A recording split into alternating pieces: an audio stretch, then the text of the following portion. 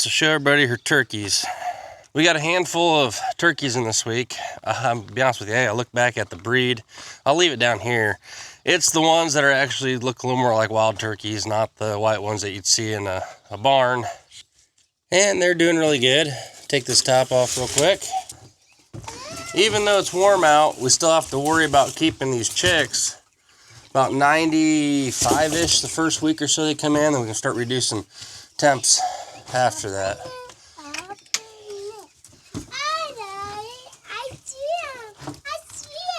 I'll be honest with you, right now they look a cross between a chicken and a duck, but I guess eventually they'll look like turkeys.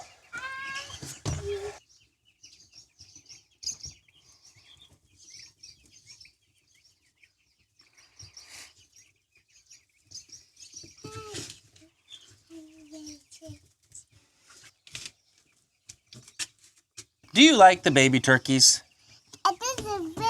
Oh, you like those chickens? Do you like the baby turkeys? They're in there. The baby turkeys are in there, aren't they? Well, that's the baby broilers. That's the baby broilers. Those baby turkeys. So these showed up Wednesday. It's Saturday now, and Myers Hatchery typically sends an extra chick or two, sometimes more, with most of their orders. So we ordered 20. I'll be honest with you, I haven't counted them. I'm going to count them when we move them out because, well, every once in a while we lose one or two, and I haven't been keeping the best track of numbers in brooders, mainly with the broilers, but should be roughly 20 turkeys in here. All right, we got to go get working on our next job. You're putting the hook on, good girl. Well, something I haven't shown you that we did differently in the barn.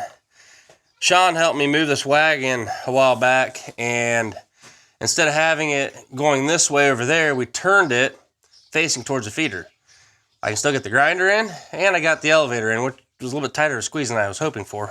But what's nice about this, now the wagon is facing towards the feed bunk, so where all I gotta do is get the corn out and go right into the bunk with the corn all the way along here. That's quite a bit easier. It was Sean's idea, and so far it's been working really well. Another little project that the kids and I have been working on is the mechanical room in the front of the barn. This room used to have a great big workbench along the wall here and a dingy light. A while back we replaced the ceiling with metal and LED lights, rewired the whole room, and recently we got our sink in. We put that hydrant in this spring, and the kids helped me this last week one day. We plumbed in not only the sink, but also some water that goes out to where some of the cattle are. I got a valve on the wall, and I can flush that line out for the winter. That way it's only air in there so we don't freeze our lines out. This room is heated, so we shouldn't have to worry about freezing, but if it does get too extreme, well, we'll just unhook the hydrant and let it all drain out, and should take care of that for us. In this room right now, primarily we've got it set up that we'll be washing our eggs in this room. It's not in the house. We'll be able to keep all the contamination, dirt, muck, anything out here. The eggs are very nice and clean so far, but we don't have to wash these in our kitchen sink and drag all that, well, chicken manure into the house. So we can keep it out here, keep the house a little bit cleaner and nicer, and we just have a dedicated space for cleaning eggs. On this video today, I think Dad's gonna go row cultivate some corn. So, I just told the kids, we're gonna row cultivate some corn today. I've got the loader tractor hooked up to our 4-row cultivator. I don't know what brand it is, honestly. It's red, so I always assumed it was International or Farmall or something. I really don't know. Couldn't even tell you if there's actually I couldn't even tell you if there's actually a plate or anything on there with a serial number, nothing, no idea.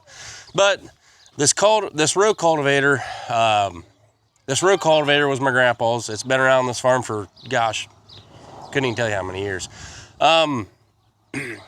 It's been sitting back in the it's been sitting in the old tie stall barn for quite a while. I did use it for a little bit, and when I first started farming, we had it on wide rows, doing about 36-inch rows. So I already kind of started work. So I already worked on shortening. So I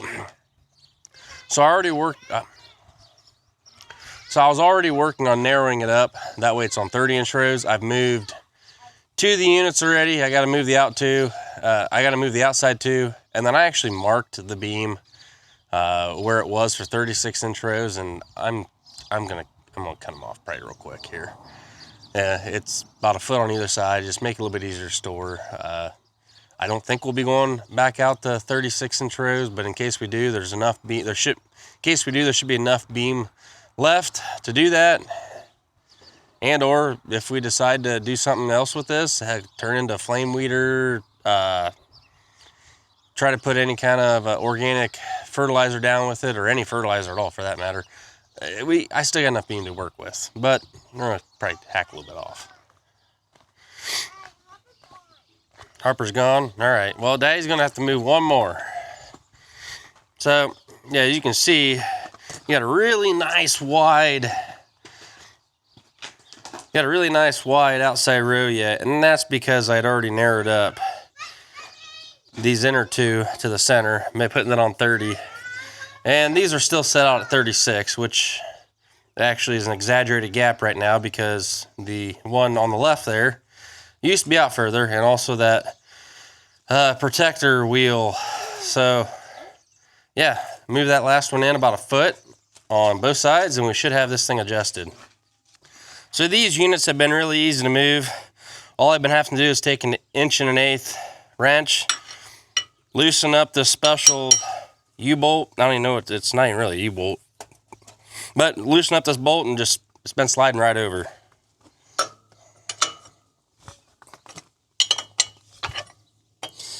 Luckily, since this thing has sat inside most of its life, although it looks a little rough, everything's super loose on this. Nothing so far that I've adjusted has been rusted to the point where it won't move. Everything moves nice and freely, so thank goodness for keeping this thing inside. Come on.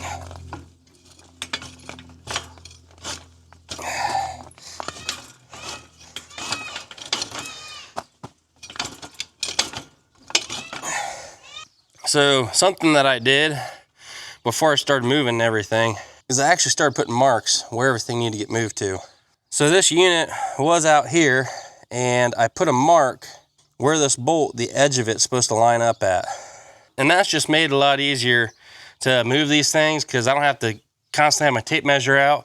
I've marked it, I'll move it, tighten it up a little bit, take the tape measure, check it again, and make sure it's where it's supposed to be, but the rest of them have all been spot on. All right, it's tightened up. Take our tape measure. We'll take our tape measure and just verify. Yep, 30 inches. Good. And as for how much of this beam I want to cut off, the unit was just here. There's my cut line, and now it's way over there. So if I ever do want to move it back out to wide row, I'm going to leave that much. 36-inch rows for us was typically a wide row configuration. I know some guys did 38s, but when I was doing wide rows, 36. So I'm at least going to leave that little bit on there because God knows what the future is going to hold.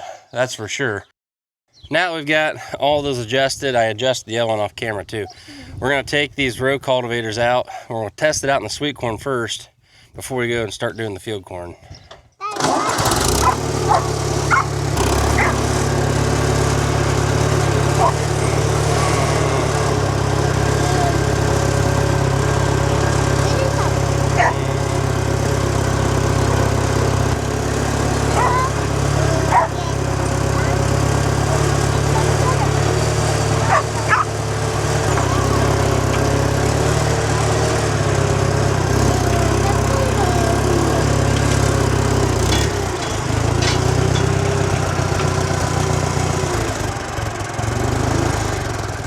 Well, right before we get started here, point this out. So this hay is over 30 days, well over 30 days. Starting to yellow a little bit, but we've been getting rain about every 2 days. And there's about a day, well, 2 days here where we've had a little dry spell, just enough for me to get out in this corn and cultivate it. And well, tomorrow we're supposed to get almost 2 inches of rain. And then another 6/10 the day after, and then a day or two of no rain, and then more rain. So I don't know when we're going to be making second cutting hay. Just wait and see. I don't know. So Frustrations of farming. We'll just deal with Mother Nature and deal with what she gives us.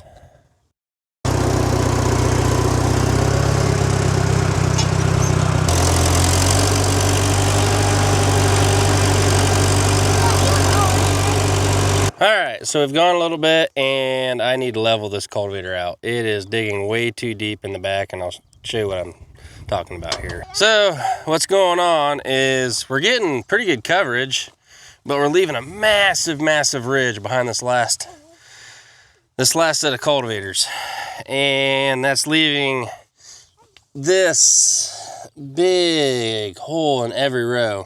Since we're already getting pretty good, you know, row weed clearing with just these front 4 cultivators per shank, I'm actually thinking about just taking these back ones off and running this pass without them. But too bad I didn't grab a wrench, so we're gonna walk back up to the shed and grab one. The boy's been my big helper. I told him he had to go get a wrench, and he takes off for the shed telling me, Daddy, I'll go get the wrench. He's becoming quite the little helper for me.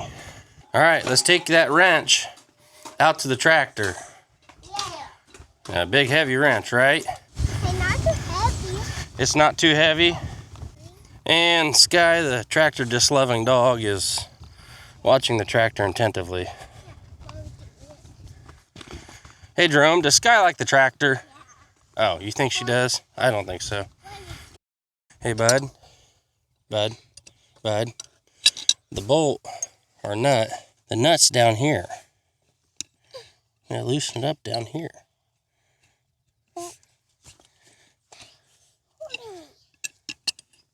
There wasn't enough down there.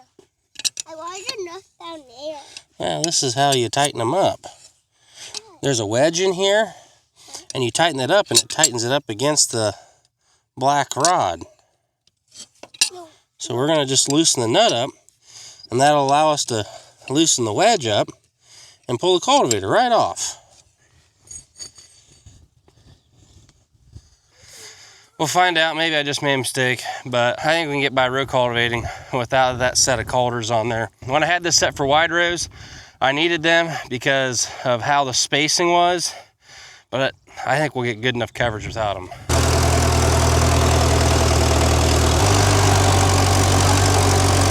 So in my opinion, that's leaving a lot better looking row right now when I have them culters on it.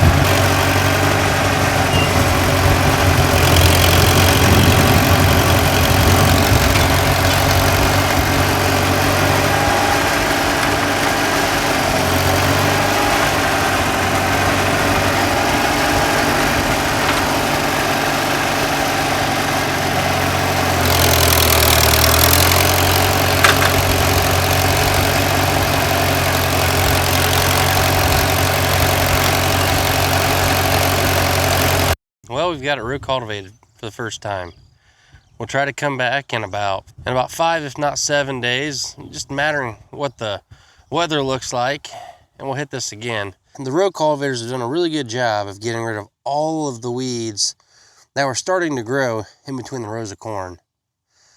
Now, the only thing it hasn't gotten, and it's not going to at this point, is little weeds like this that are growing in the row corn. Those will be pesky to get rid of because you can't really mechanically get rid of them while the corn's standing. I might have been able to take the rotary hoe across this, but I was fearful that the corn was getting too tall to take the rotary hoe through it, and that it might start damaging the corn. So I went the route of getting the row cultivators in here and use that. Now for the weeds that are growing in the rows of corn, we come back, maybe not for our next pass, but the pass after. When the corn gets a little bit taller and the stalks get a little more stronger, I should be able to then go a little bit more aggressive, a little bit faster, and actually throw some of the dirt into the row of corn to help cover up some of those weeds and knock out some of them. I'm pretty happy with how I got the row cultivators adjusted. Removing those back shoes really made a big difference in not leaving trenches in each of these rows. There's plenty of weed suppression here, plenty of coverage with the shoes that were on it, so I'm pretty happy. And now the sun decides to come out at the end of the video here. But that's it for today's video. Don't forget to like, comment, and subscribe. We can do a lot here, but we can't grow this channel without your help. Thank you, and have a good day.